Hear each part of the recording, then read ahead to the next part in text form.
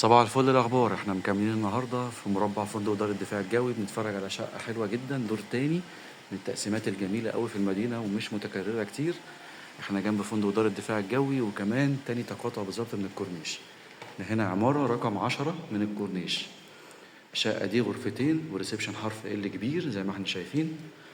دور تاني علوي، دور مميز، كمان مسجلة في الجمعية، مطبخ حلو، في طقم مطبخ، وادي الريسبشن كده من جوه المطبخ.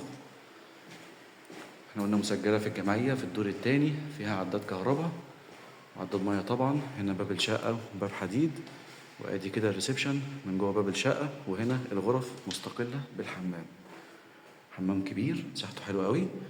وهنا الغرف فيها شيش كمان، الناس اللي عارفة شوية المدينة مش كل شغل يكون فيها المكان دوت او الشيش. وهنا كل غرفة فيها مكان ممكن نعمل دولاب بلت ان. قيمة قصاد سعر، شقة حلوة دور تاني، قريبة للبحر وقريبة من الفندق. شارع 4 كمان فيه خدمات حلوة قوي.